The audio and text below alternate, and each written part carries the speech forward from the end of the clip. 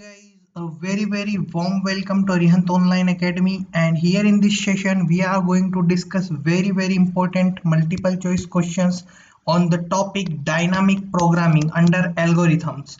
Let's start with the question number 1. The question is, which of the following option is most correct for a dynamic programming implementation? Option A, optimal substructure.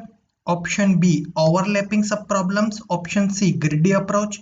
Option D, both optimal substructure and overlapping subproblems. So basically, dynamic programming implementation will be most accurate for optimal substructures as well as overlapping subproblems. Basically, when to use dynamic programming, it is the prerequisite that when our problem is basically having some optimal substructures as well as subproblems are overlapping, then in that condition we use dynamic programming. So option D is the most accurate answer.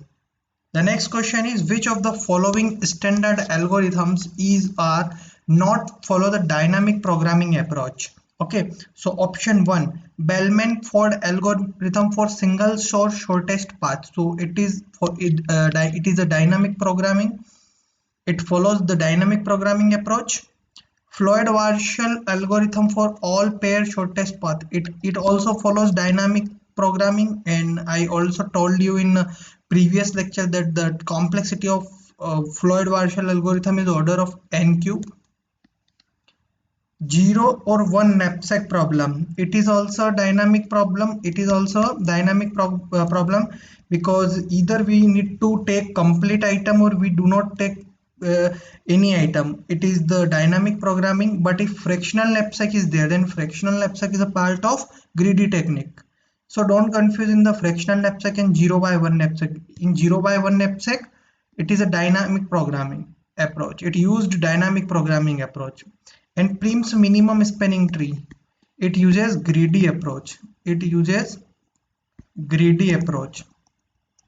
Okay guys, so question was, which of the following algorithm do not follow dynamic programming approach? So option D is the correct answer because it follows greedy approach. The question is, in dynamic programming, the technique of storing the previously calculated values is called. Basically, in dynamic programming, what we do, suppose there are some subproblems are there, okay, and suppose the subproblems are same, then after solving one problem we store that value and we will use that value whenever that subproblem repeated. Basically, this process is called as memoization. So option C is the correct answer.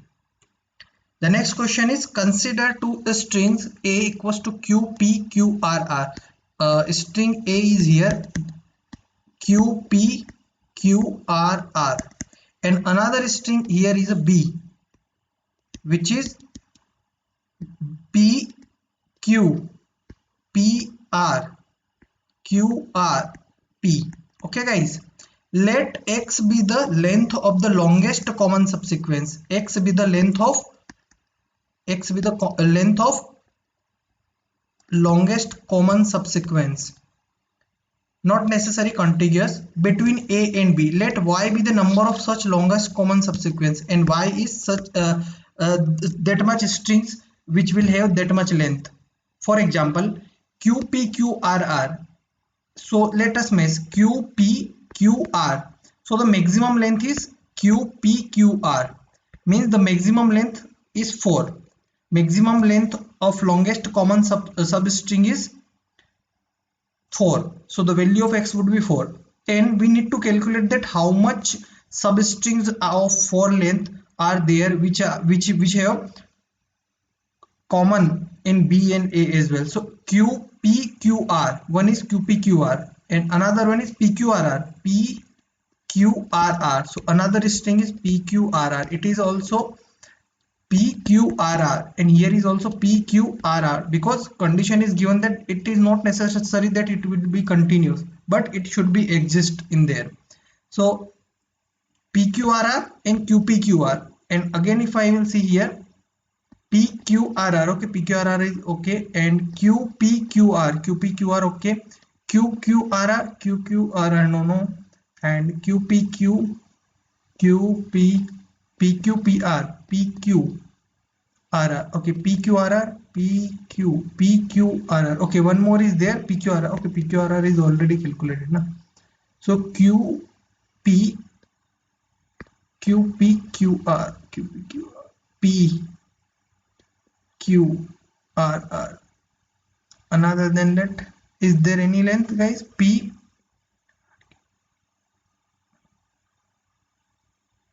Q Q R R, no. Q P Q R Q P Q R. Okay, if I will consider one more like okay, Q P Q R Q P Q R. So another string is Q P R R Q P R R, and here also Q P and R R. So three substrings of length 4 are here, which have common subsequence in both the string. So just substitute the value 4 plus 10 into 3, that is 34. So option D is the correct answer, guys. The next question is, which of the following problem is not solved using dynamic programming? 0 by 1 knapsack problem, it is a dynamic programming. Matrix chain multiplication problem, it is also dynamic programming. Added distance problem, it is also dynamic programming. But fractional knapsack, I told you fractional knapsack is a greedy based, or it follows greedy approach. So option D is the correct answer. The next question is, which of the following problems should be solved using dynamic programming? Merge sort, it is a greedy.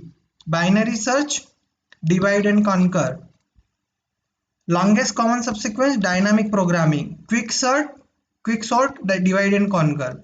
So dynamic programming, that is option C is the correct answer, longest common subsequence. The next one is, a greedy algorithm can be used to solve all the dynamic programming problem. No, because greedy algorithm gives us local optimum solutions, and if we combine all local optimum solutions, we will not get global optimum solution. That is why a greedy algorithm cannot be used to solve all dynamic problems. Option B is the correct answer. The next question is, dynamic programming does not work if sub-problems share resources and thus are not independent. Option A itself is the correct answer. Just a theoretical question, so just make a point of it. The next one is, Kadane algorithm is implemented to discover. Basically, it is an important algorithm which is used to find the maximum sum subarray in an array. Maximum sum of subarray in an array.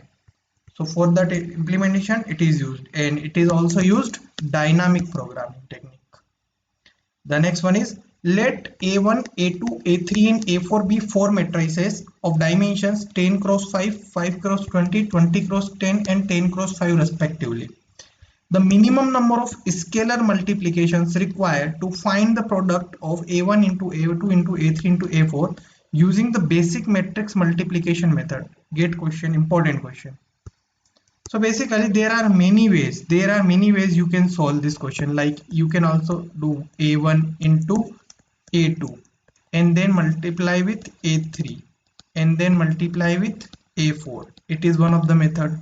You can also do like A1, you are multiplying A2 into A3 and then multiplying with A1 and then multiplying with A4.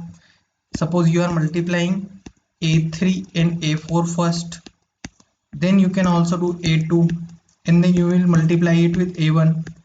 One more method is like, suppose you are multiplying A2 to A3 and then multiplying it with A4 and then you are multiplying with A1. So many processes are there. Now we need to do it very accurately so that we can get minimum number of scalar multiplications. So for that, what strategy we can use now? We need to perform the minimum ones so that at last we will get the minimum. So suppose I am multiplying A2 into A3 first. So what are the dimensions of A2? 5 cross 10, 5 cross 20 cross 20 cross 10 plus, now I will multiply it with A1.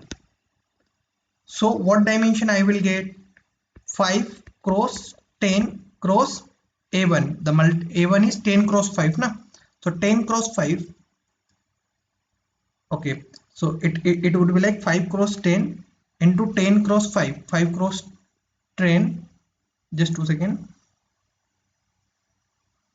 Here 20 into 20 is there. It is a common. And 5 cross 10 into 10 into 5 is there. So it is common.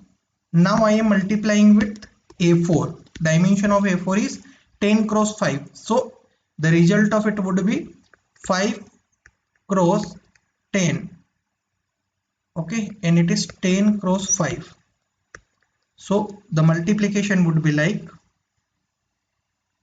5 cross 20 cross 10 plus 5 cross 10 cross 5 plus 5 cross 10 cross 5. If you will evaluate it, 25 is a 100 into 10, 1000 plus 25 is a 50 into 5, 250 plus 10 into 5 into 5, 250. So I am getting 1500. So 1500 is the correct answer. Okay guys, it would be the minimum scalar multiplication that would be needed, because there are this much combination possible. If you will perform scalar multiplication with other options, then you will get more number of multiplication is there, because the trick is there. Trick is that first perform the bigger one, and at last we just need to perform the lesser ones, because if you will multiply the result of A2 into A3 with A1, then this 20 will get escape here, because it is evaluated at first step as well. Now our matrices would be of 5 cross 10, isn't it? So this is the rule. However, you can try, there may be hit and trial method you can apply. So guys, I hope the solutions of all the questions which I have discussed you under the dynamic programming are clear to you. And I have also uploaded complete MCQ sessions of algorithms and data structures in the respective playlist, like data structures MCQs and algorithm MCQs. So you can watch these MCQs in the respective playlist, and you can gain plentiful amount of knowledge from there, and that will really helpful for your all upcoming CSIT exam. So guys, please subscribe our YouTube channel, press the bell icon button. Have a very nice day guys. Jai Hind, Jai Bharat.